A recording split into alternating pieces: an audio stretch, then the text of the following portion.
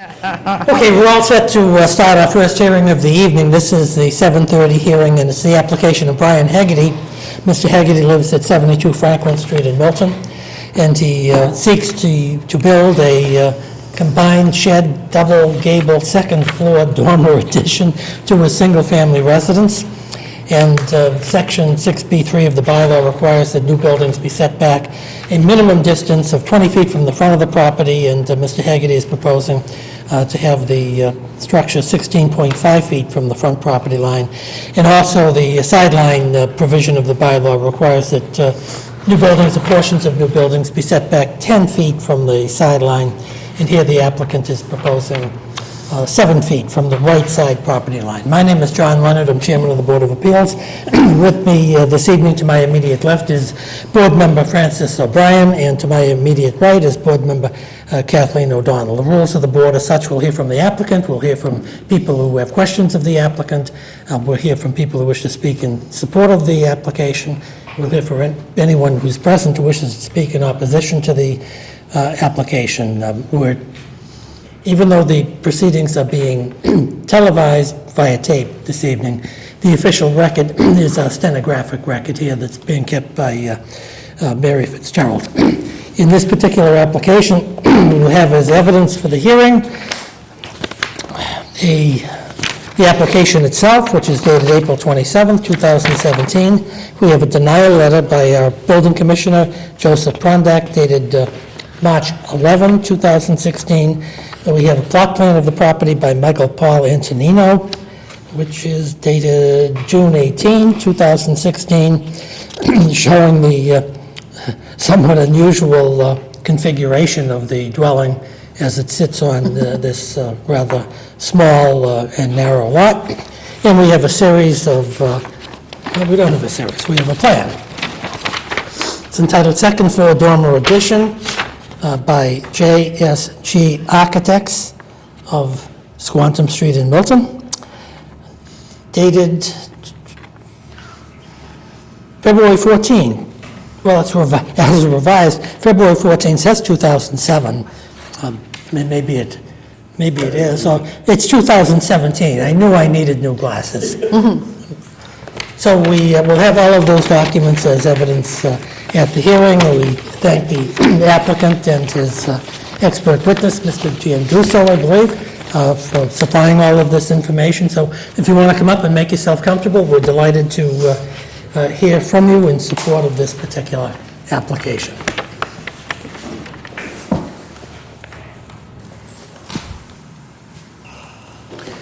The only other thing I should say is, since we're tape recording the proceedings before you speak, tell us your name and address so we'll have an accurate record. All right. My name is Brian Hegarty, 72 Franklin Street, Milton. Good. Welcome to the Board of Appeals. Thanks for having me. Tell us about your project. So what we're trying to do is just add some room on the second floor and actually pick up an extra bedroom on our second floor. So Joe was nice enough to draw up the shed dormer gable for us. Okay, I'm sorry. Why don't you just tell us a little more about your application? How long have you lived there? You live there with your wife? Do you have children? What's the need for the extra bedroom? Oh, so it's me, my wife, and our 3 children. We've lived there for 10 years now. Great. How old are the kids? 9, 4, and 2. I usually don't ask that to husbands, but I always ask it to wives. That's great. Congratulations. Thank you. So, and tell us, what particular needs familial needs do you have to put on this dormer? It's just the extra bedroom. Okay. It also, sorry. Please, just tell us your name. Joe Gianduso, JSG Architecture, I'm the architect. Great.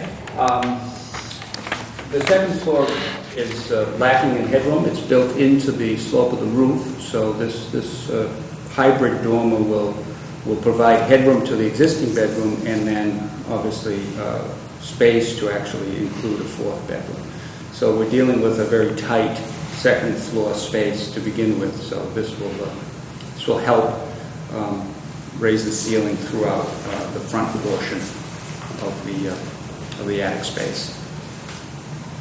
And of course, the logical place to put the dormer is right above the floor below, and since the front wall is encroaching on the setback, then the dormer obviously will ask them to encroach also. And as far as the side yard, the position of the house is such where just the corner now of the dormer will be less than the 10 feet required by the zoning. So that, I guess, is it in a nutshell. Okay, and the property was built in about 1938? I think so, in the 30s, yeah. And so Mr. Prondak considers it dimensionally at least a pre-existing non-conforming structure. Let me just ask you one question. I have, Mr. Chairman, so, and I know nothing about building houses or dormers. Is the reason that the house is configured the way it is so it would be relatively perpendicular to Franklin Street, even though it... Oh, you mean the placement of the house? Yeah, the placement of the house. It would seem that it just is parallel with Franklin Street, and... Even though the lot is only, 57 feet wide at the rear and 60 feet? Yeah, it appears that the positioning of the house back when it was built was simply mimicking the direction of the street. And was that normal and customary back in those days? Homes that were constructed by contractors without the involvement of design professionals, yes, typically it was done that way. Let me see if my colleagues, do you have anything else you'd like to No, add? that's it, thank you. Okay, let me see if my colleagues have any questions. Mr. O'Brien? Mr. Genduso, is this home typical of the neighborhood? Yes, the size of it is very typical of the original homes in the neighborhood. Obviously, it was meant to feel like a cottage, really, if you look at the dimensions. And thus, the reason of building up into the sloped ceiling portion of the roof. Yes, I would say the lots are typical, and the size of the homes of the existing homes are fairly typical. Are there other homes in the neighborhood that have undergone Yes. significant renovations similar to this? Yes, I've actually done several projects. Another project on Franklin Street, 55 Franklin, a dormer addition. Wood Road, which is right around the corner. Church Street. So yes, Belcher Circle.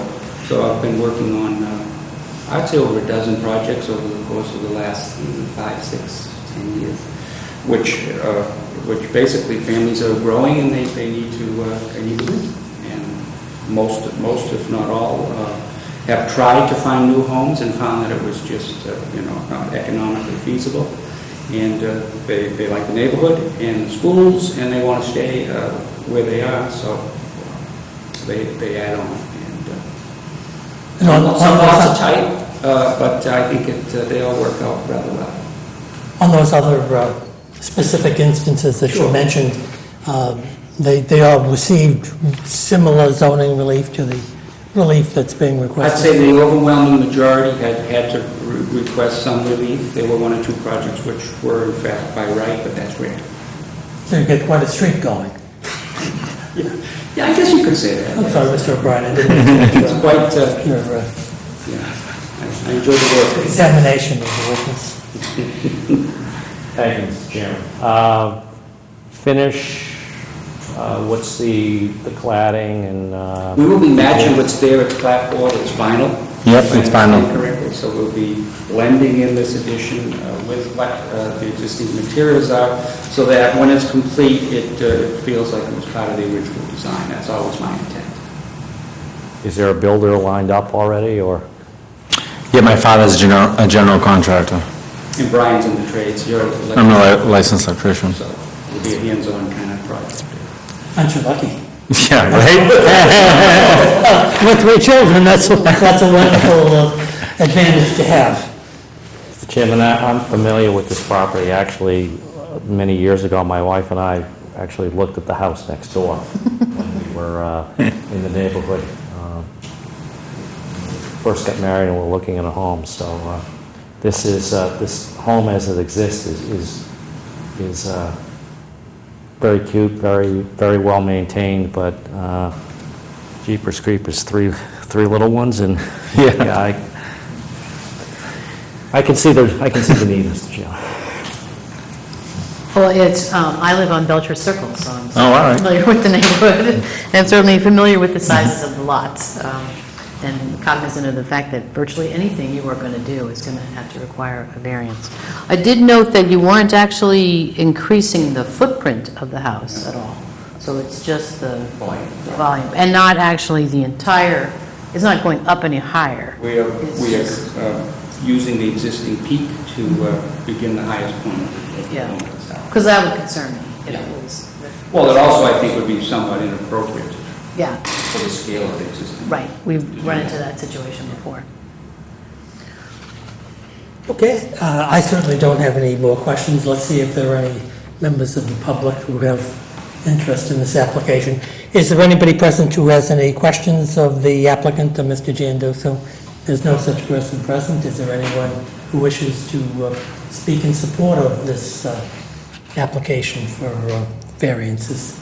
And again, there's no such person present. Is there anyone present who wishes to speak in opposition to this application? Thundering silence. So unless you have something further to add, we'll end the evidence portion of this particular application, and under the open meeting law, we're required to discuss this application in open session and to decide it in open session, and we intend to do that here and now.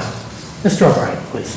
Mr. Chairman, I'm prepared to vote in favor of this application. I think the design is clever, and I mean that in a complimentary way.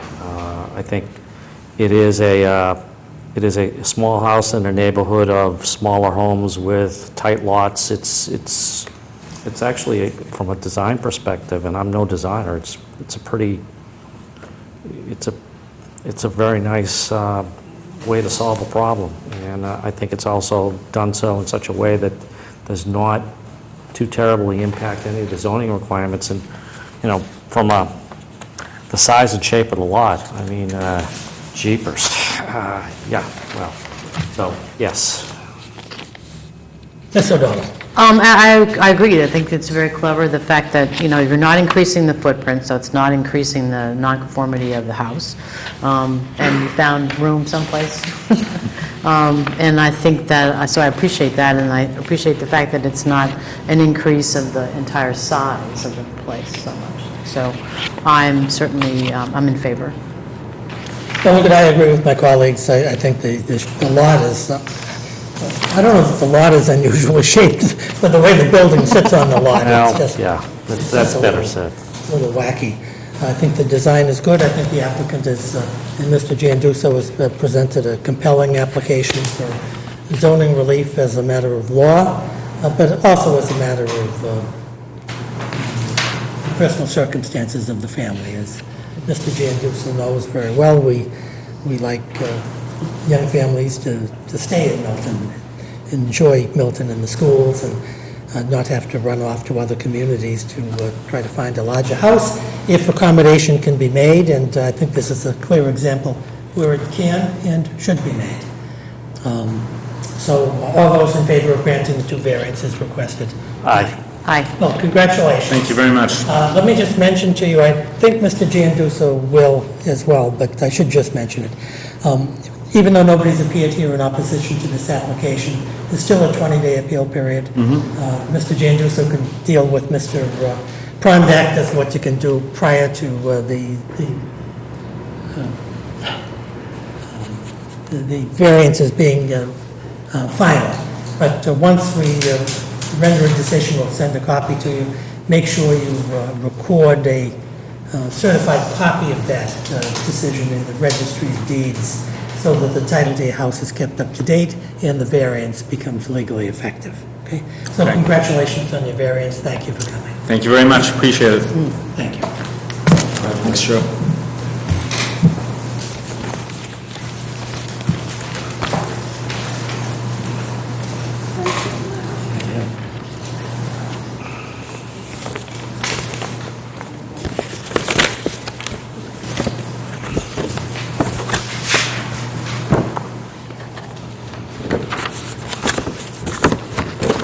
You, Mr. Phillips? I am. Take a couple of deep breaths and I'll write some things down here, give you a chance to collect May your I thoughts. have a cookie? Yes, Have my way. they're gluten-free. You know how to win friends and influence people. Getting on the good side of Mary is always a good start.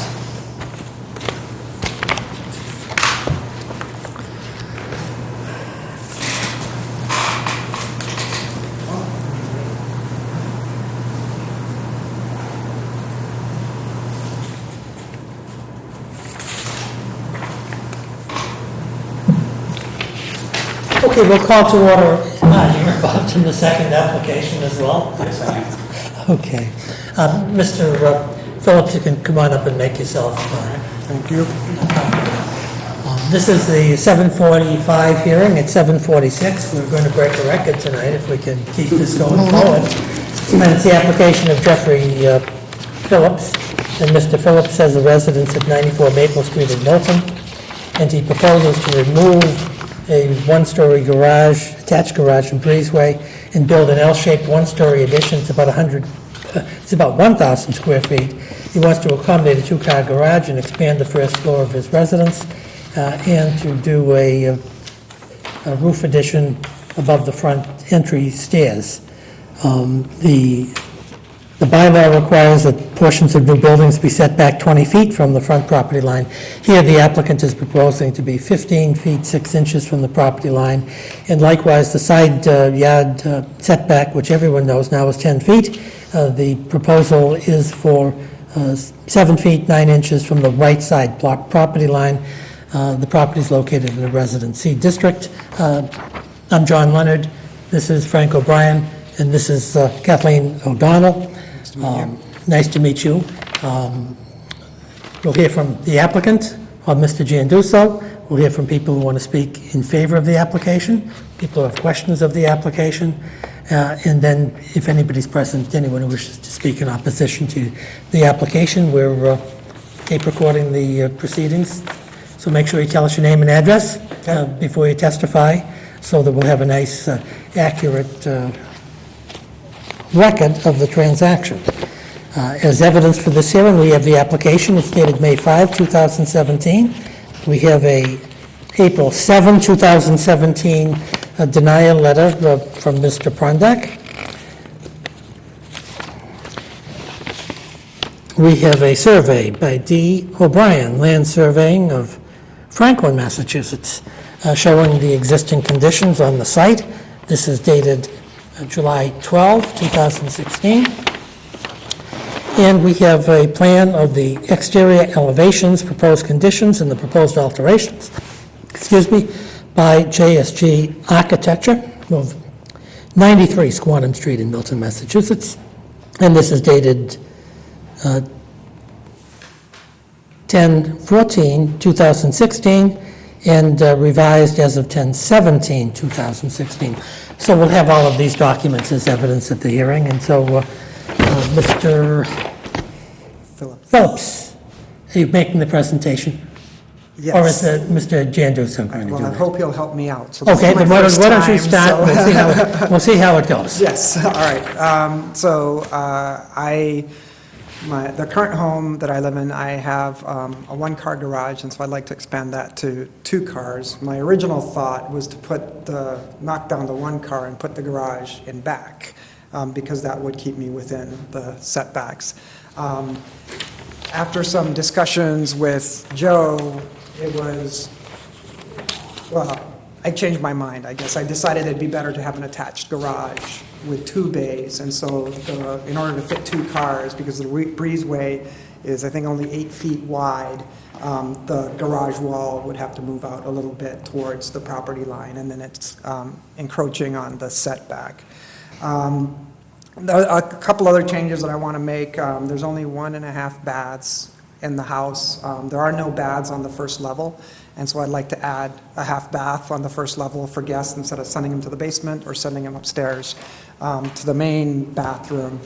And then for the front steps, I just want to put a roof over the existing steps so that when people are coming over they don't have to stand in the rain while I open the door for them. So that's, I think, the primary motivation. And then in order to accommodate the bathroom, we had to rearrange the kitchen, and so we had to take the back of the house back a little bit. And then while I was at it, since I was already adding all this stuff, I said, well, it'd be really nice to have a master bath in the upstairs. And so we're kicking out the upstairs wall just over the garage a little bit, not the whole way, just partial way, to accommodate the bath and the walk-in closet up there. So that's everything, I think. Okay, well, we'll have to act on this application fairly quickly before you change your mind again. It's been an evolution. Thank you, Mr. Jandusa. Do you have anything to Just say? a couple of points. With the two-car garage, we're in fact consuming the existing breezeway and the existing one-car garage. So that works out to approximately 3/4 of the final garage square footage. So we're kicking that wall closer to the property line, some little over 4 feet. The addition on the back, 8.5 feet deep by 40 feet wide, is 1-story addition, which I believe is by right. What we're asking relief on is one corner of that garage, if I'm not mistaken, which does project within the 10-foot setback. The second floor addition, I think we're by right on that also. And having to cover your entry, to keep the rain off while you're fumbling for your keys, I think is a smart idea. And by doing that, we do encroach on the front yard setback. That's just about it. Again, I always try to keep the scale appropriate to the original house and all the details conforming, so that when you look at the property, whether you're driving by or walking by, it appears like everything has been there since the original. 1950, yeah. 1950. Yeah. One, if I may, one additional point on the upstairs addition, the way it's shown in the plan, we had discussed maybe, after talking to some contractors, making it a little bit bigger is not going to be cost prohibitive, and the existing bath upstairs is kind of small, so there's a potential to slide that out maybe a foot or two. But I'm never going to take it to the end of the garage. I think that's just too much house. Okay, yeah, 1 or 2 feet. Yeah. I think that second floor addition is within all of your setbacks. So Yeah, even it should with- be. Even if you double it, you'll Right. be okay, but Yeah. we're certainly not going to do that. Right. Just to take the existing bath and maybe grow it a foot and a half, so that you're not banging into the existing, but you're just trying to use the existing bath. And I do have a letter from my neighbor who's on the side most impacted, stating Garage side, right? the garage side, yeah, stating that they're okay with that. I'd like to submit that. And I've spoken to not every single, the people in back, the 2 people right across the street, and then there's another house on Elliott Street that's sort of across the street from me, and I've explained everything to them, and they're verbally have told me that they're okay with the changes as well. Okay, just let me identify this letter for the record. It's from Gail, G-A-I-L, and John Leslie. It's with respect to Mr. Phillips' plans. They live next door at 98 Maple Street. They've reviewed the plans. They believe that they have no objections. They agree with the plan, and they think it preferable to have a freestanding garage behind the house. Their experience in interacting with Mr. Phillips in this, as well as other matters about adjoining properties, has been consistently positive, respectful, and we're glad to help in this matter. So they assent to this application for a variance. So we thank Mr. and Mrs. Leslie for their kind letter. Let's see, Ms. O'Donnell, do you have any questions of the applicant, Mr. Jandusa? Well, I just wanted to make, so the relief that you only need is for the front entryway, and then the sidewall for the garage, because that's being pushed out. Just the front Just- right corner of it is because of the way The lot house is goes. oriented. Right, yeah. Nobody does. There's not a square line on the lot. Seems to be a compelling problem all along. People are on sideways. Okay, because the other part in the back, that's fine. You've got more than enough backyard for that. Yeah. Okay. I didn't want to take too much of the backyard because I've got the 2 dogs and that's their domain. Yeah, and you're far enough that you don't have to worry about a setback from what, Gaskins Road? Is that a public way or a private? Private. Okay. Those are my questions. Mr. O'Brien. Thank you, Mr. Chairman. Just a couple of quick questions. On the front, you're proposing a structure in the front to protect the front doorway. Yes, What are the current conditions there now? just a platform and stairs. Platform and stairs, so what you're essentially proposing is just a roof with the supporting columns, poles? Correct, it'll be an open covered structure, and it will sit on the dimensions of the existing platform. We may upgrade the materials of that platform, but keep the same dimensions and simply cover it over. Okay, so there's already something there. Oh, yeah. Okay. The second thing is that these plans have evolved, and one of the things that we'd like to do is we'd like to make sure that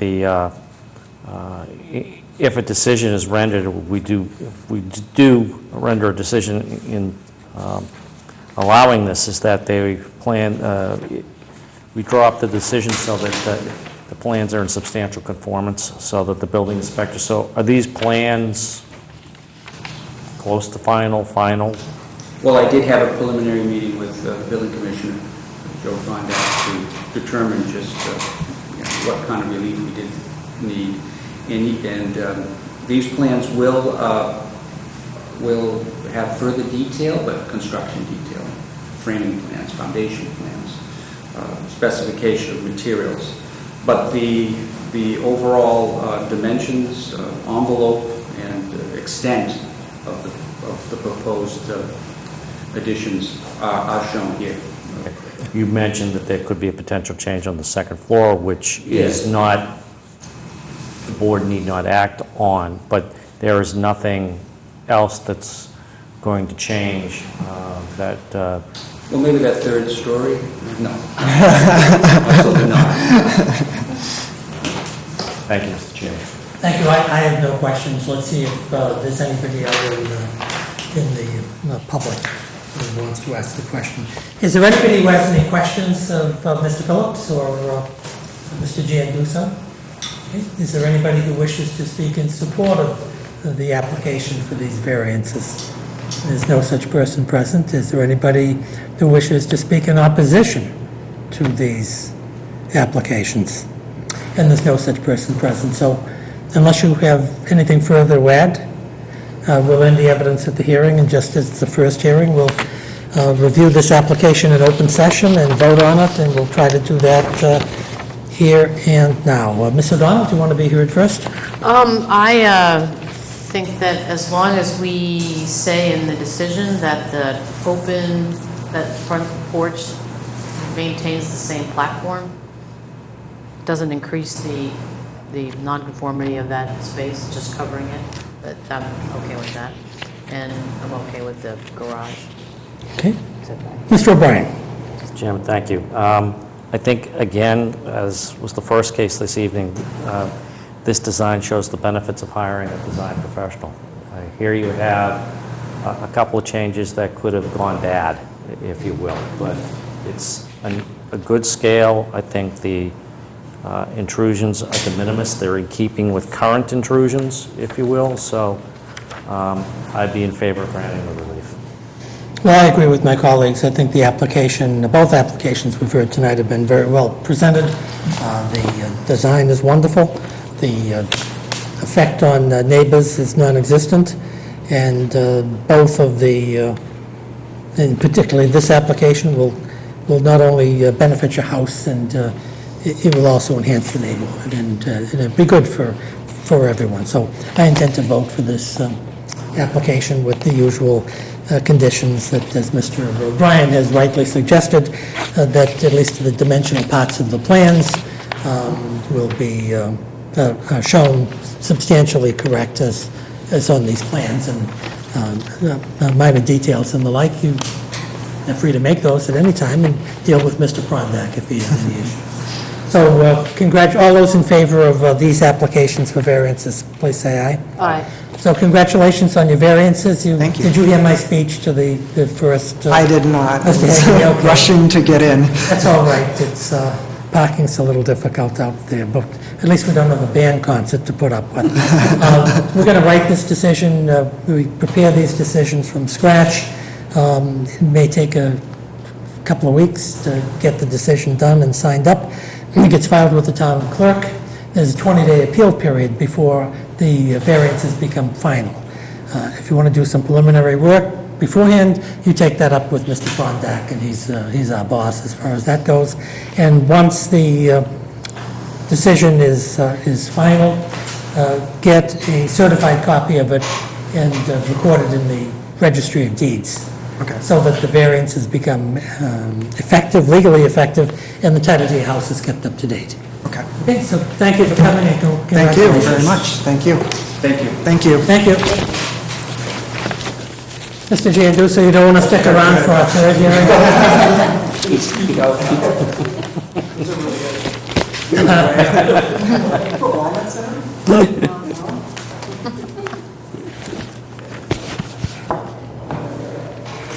You want to do this one or the next one? Okay. What do you want, because they think they're the same, and I'll do the next one?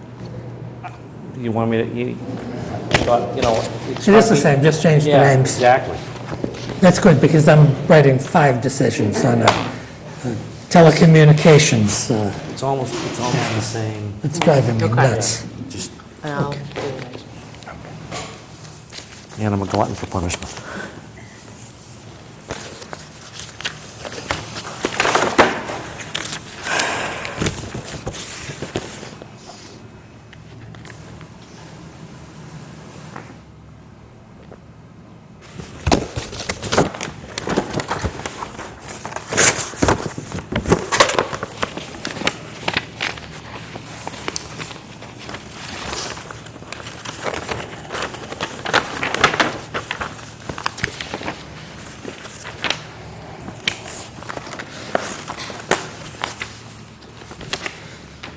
Okay, it's 8:03, so we can start our 8 o'clock hearing. Mrs. McEttrick, come on up. Welcome back to the Board of Appeals. Good to see you. Your clients can certainly join you. Thank you. I'll do some formalities while you're getting your papers in order. This is the application of Carol Henderson and Matthew and Kristen Halsey, dated May 8, 2017, and they seek special permit and variances from several terms of the zoning bylaw, which I am not going to read because it will just confuse everyone.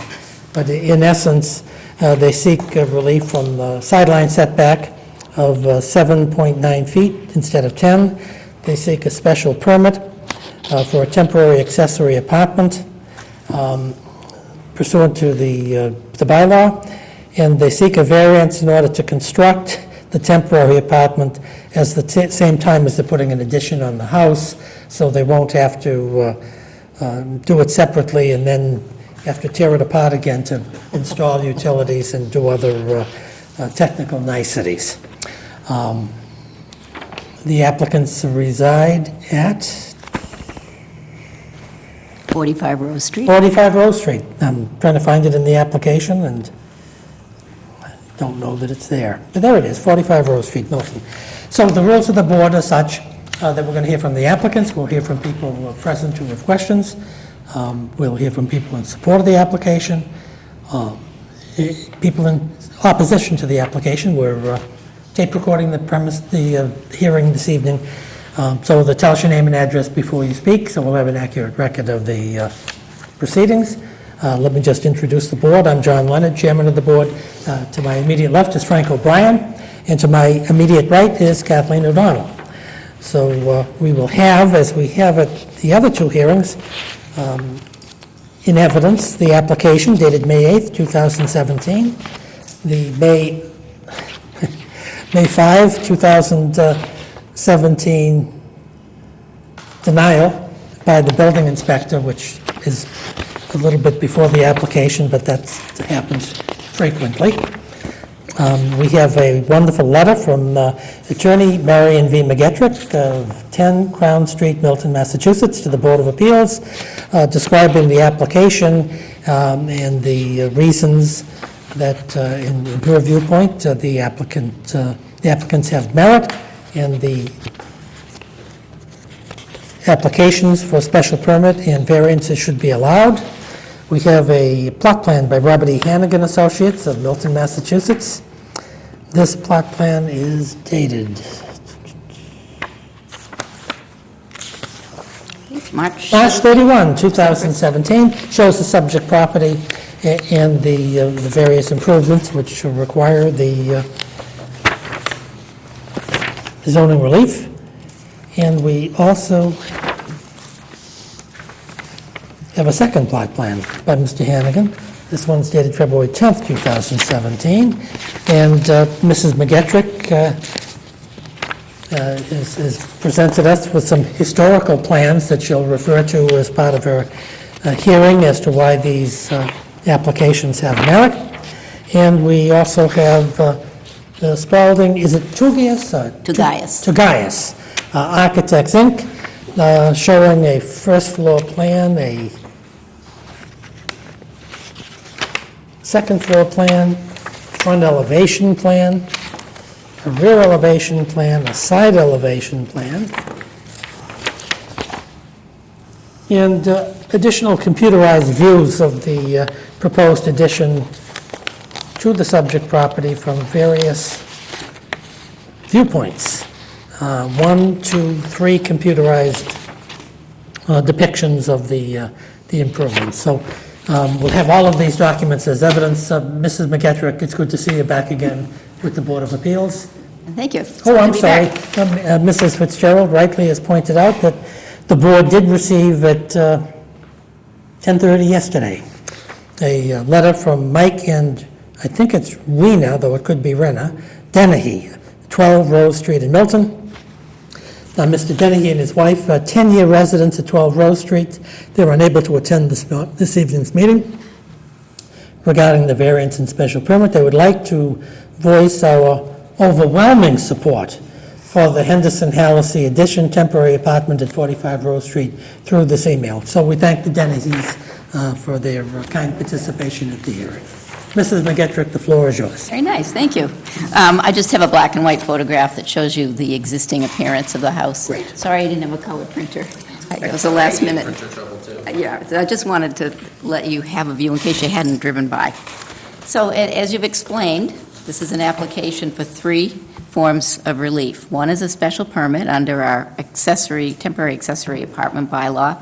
And I would say that in terms of the reasons for and the design for this particular application, this is exactly why the bylaw was written, this kind of situation.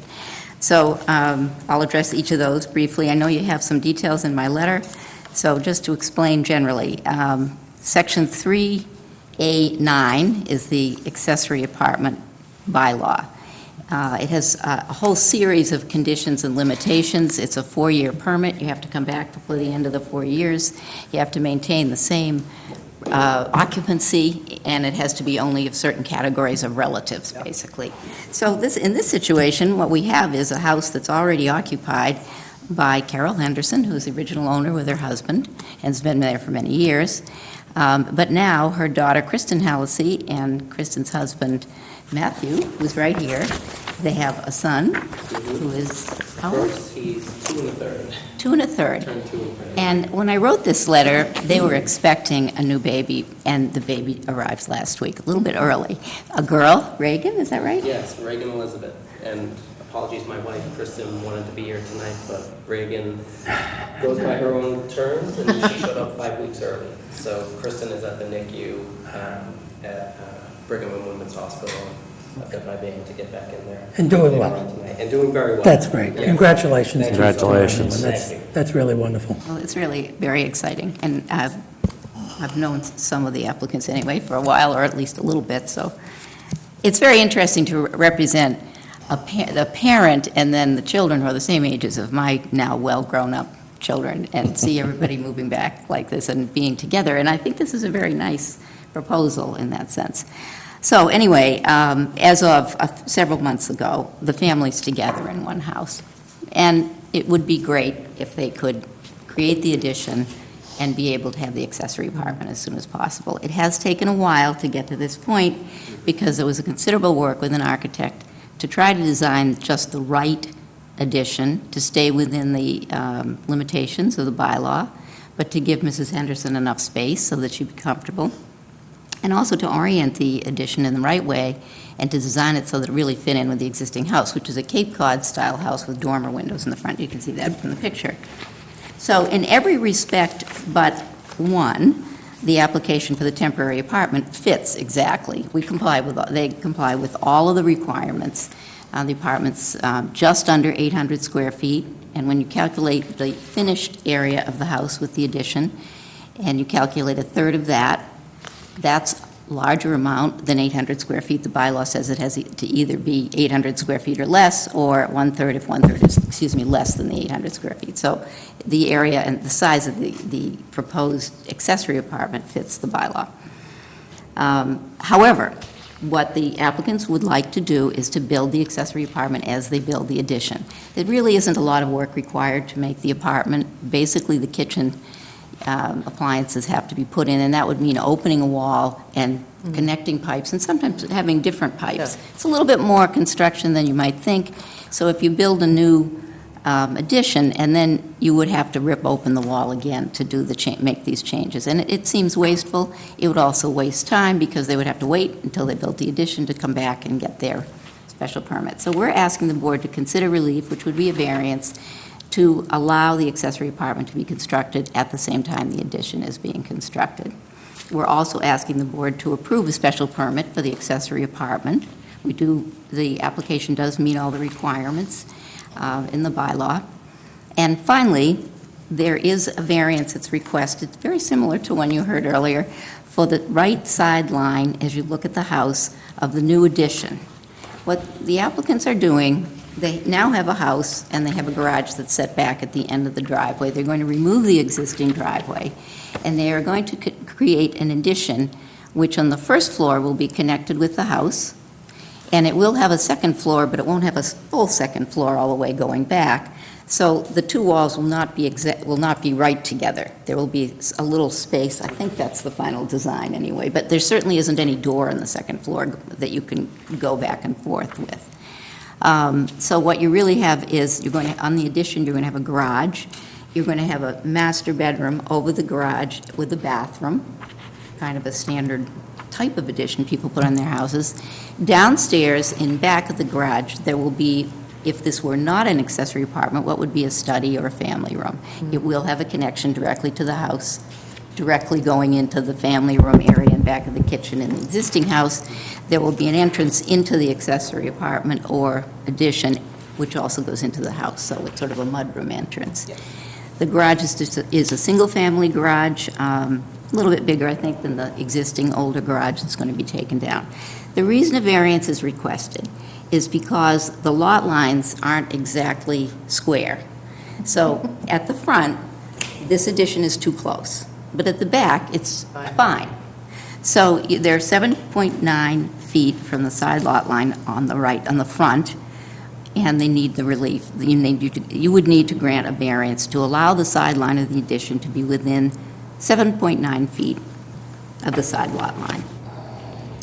This is not, the architect spent some time actually, and I was at some of these meetings looking at, well, what if we moved it in? Part of the problem was time, because if you didn't have to come to the Board of Appeals, but you had to anyway for the accessory apartment, maybe they could get started building earlier, and they're under very tight time constraint. But it really wouldn't have worked very well to move the wall in, because then the garage would be too small, or the upstairs bedroom would be too small.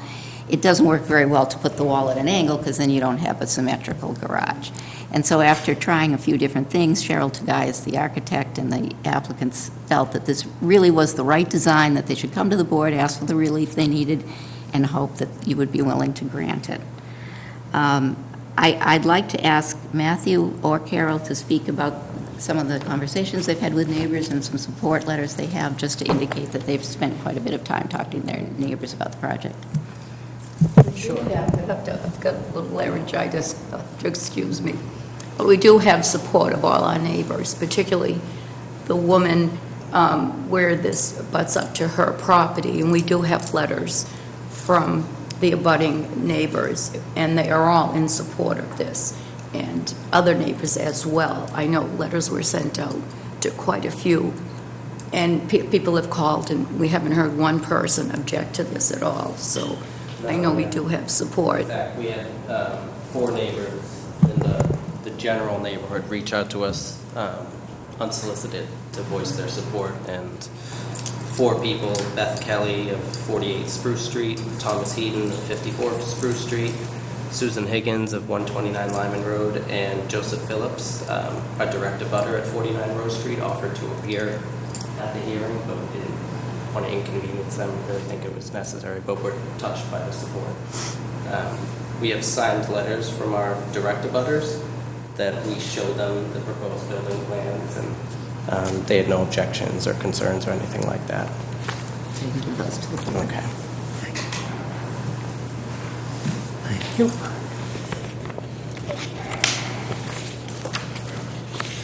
Okay, so we have 3 signed dissents. Francis O'Neill.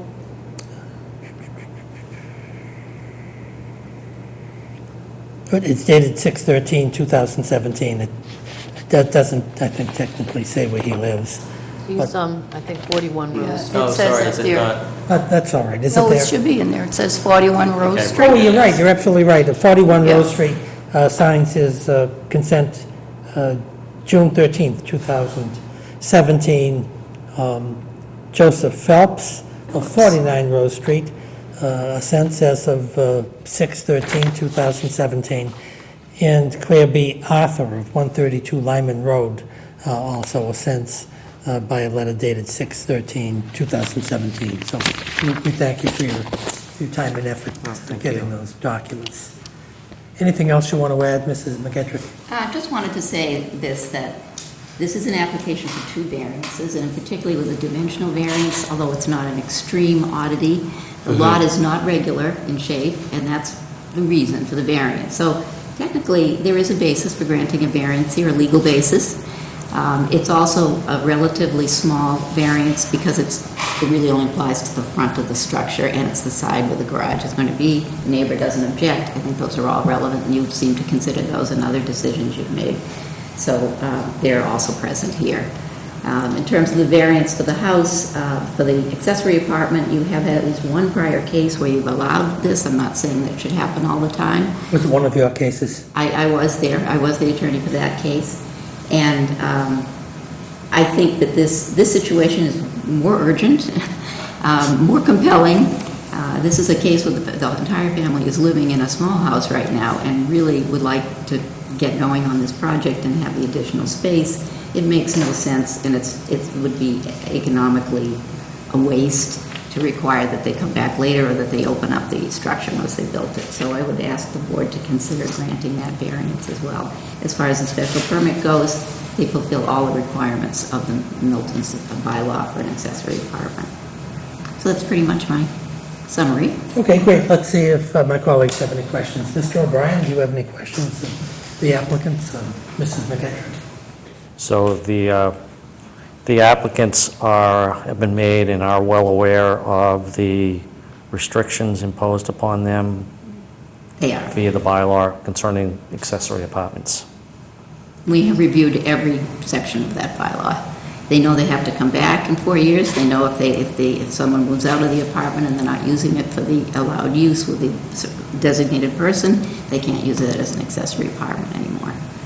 And there are various other requirements, physical requirements that meet the bylaw. They know that once they stop using this apartment, they have to take out the kitchen facilities and use it as part of the house. And it's designed to be part of the house. It would be a good addition if you weren't using it as an accessory apartment. The design, substantial conformity with what additional changes or improvements are going to be made to the home as a result of, on the exteriors or as a result of the... I don't think there are any exterior changes contemplated. Exterior? They may be doing some work replaced the inside. roof. The roof was aging, so the roof on the existing structure has been replaced. Does the exterior of the addition will match the existing exterior? Exactly. Okay. Yep. There may be some work internally on the primary part of the residence, but it's not connected with this application. Correct. And the And it doesn't intention, require a variance. and the intention is to finish things in substantial conformity with the plans that you filed with the board? It is. All the dimensional plans are very firm. These are not detailed building plans. They'll be submitted if you grant the variance. And they certainly hope to get moving on those as quickly as possible. Thank you. Thank you, Mr. Chairman. Mr. O'Donnell, please. I appreciate your concern about the accessory apartment bylaw, because I was actually speaking about that on a panel just I think a couple of years ago as an example of how to make this harder than it needs to be. And so I think the idea that you'd have to build it and then come back and get permission to open up again is just, crazy. And so I agree with the concept that it makes sense to do this all at once. It's expensive enough to build, you don't have to do it twice.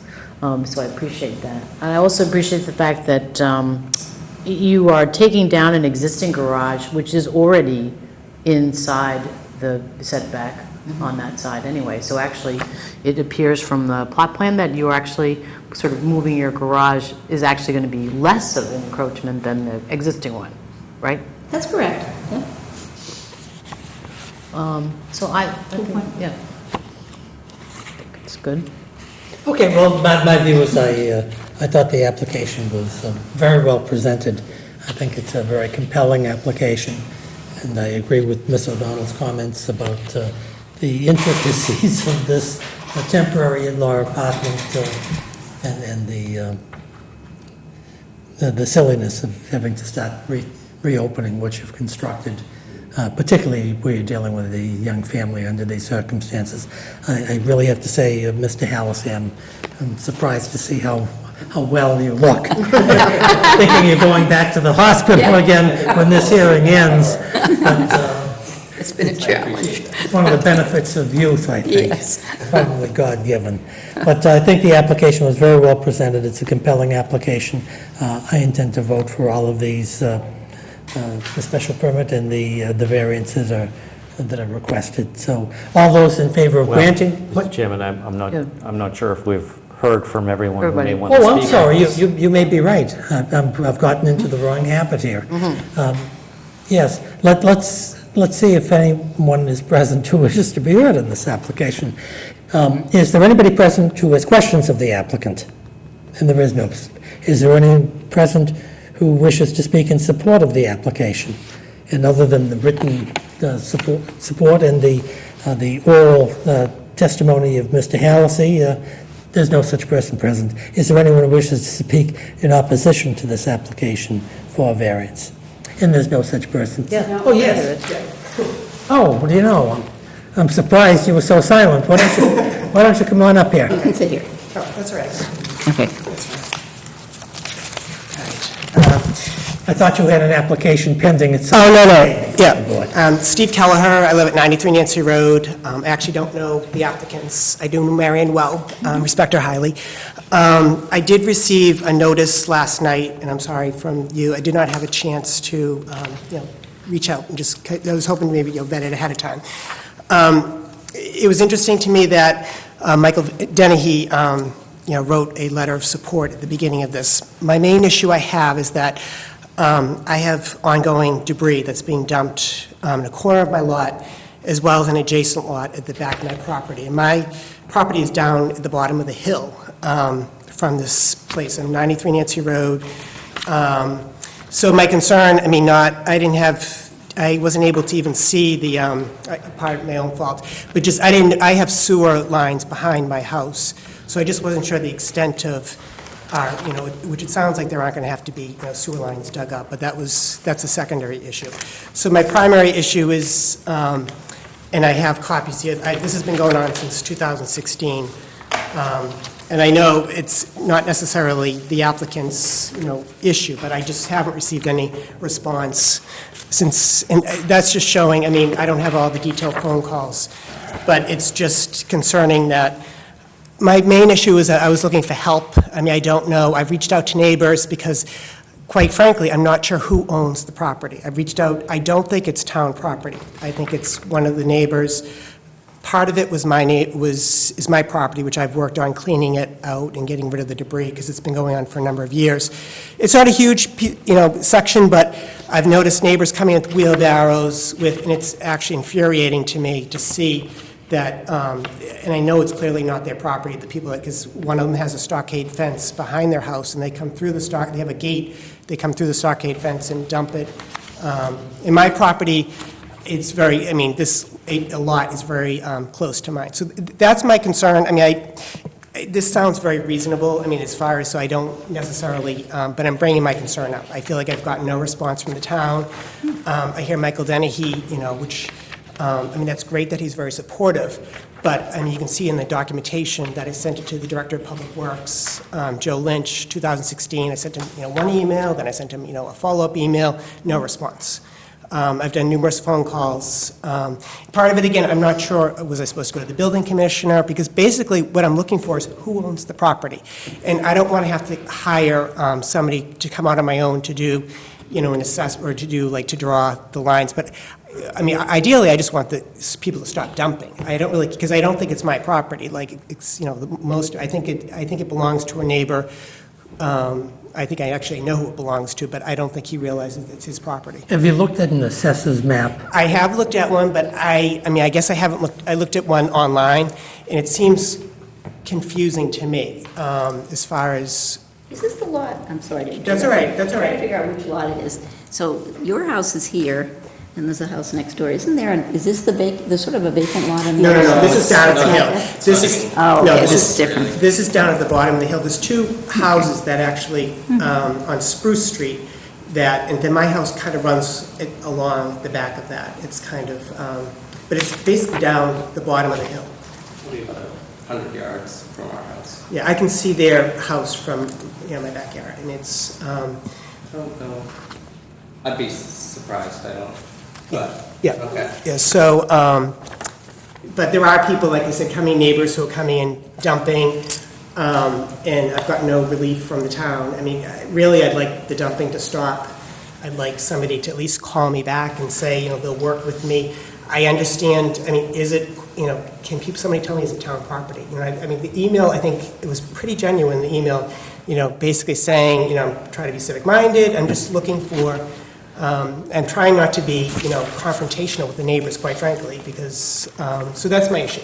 Okay, I think what you may want to do is start out with the assessor's office, because they probably have plans that would show this property, and once you've identified the property, then it must be taxed. It maybe tax title is in the name of the town, I don't know. But the ownership, you should be able to determine that in a kind of an informal sense through working with the assessor's office. But then I think the larger issue, our jurisdiction here is limited jurisdiction dealing with these issues. But I think I would start off by bringing some coffee and donuts and talking to the town administrator and kind of reviewing the history of this.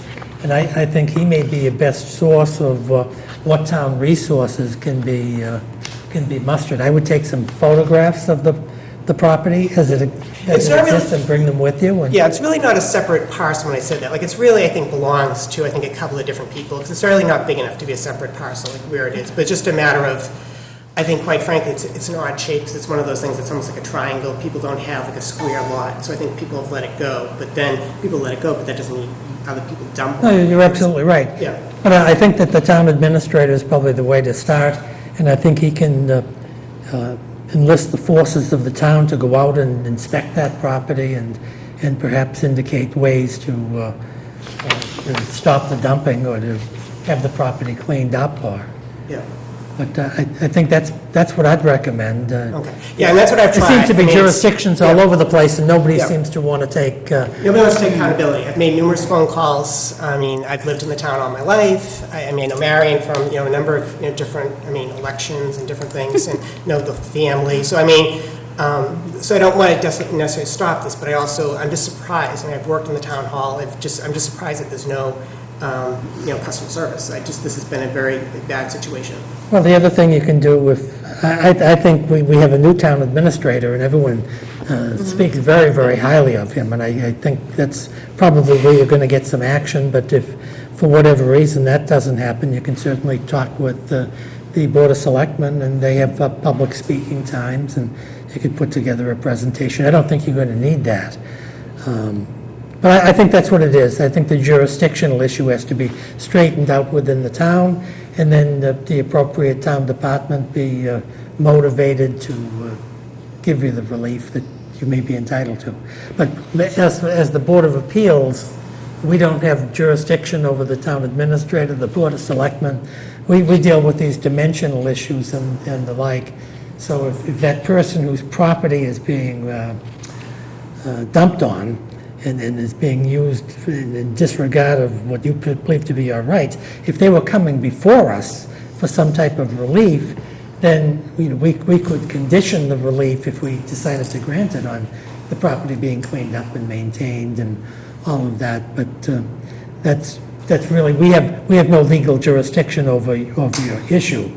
But I really think, take some photographs, talk to the town administrator, and I think you're on your way to having this resolved. Okay. Okay? All right. Because I can't order the town administrator to do anything. The selectmen don't appoint us, we're appointed by the moderator. Yeah. And we deal with particular and very narrow, specific issues, dealing with dimensions and side lot lines and when to grant permits for in-law apartments and things like that, so. Okay. But we have sympathy for you, we're glad you came. It's going to be televised, though not tonight, this isn't simultaneous, but I would to talk to the town administrator to start yourself going forward. Okay, all right, Okay. appreciate that. All right, Good. thank you. And thanks for staying around. I thought you had a hearing coming up and you wanted to see how the hearings were going. Yeah, all right, thank I you. was moving a little quickly. Okay, thanks. Okay, thank you very much. Thanks, good seeing you, Mary. Okay, yeah, nice to see you, thank you. So with all of that being said, if nobody has anything further to add, we'll put this to a vote. All those in favor of granting the variances and the special permit that the applicants had requested, please say aye. Yes. Aye.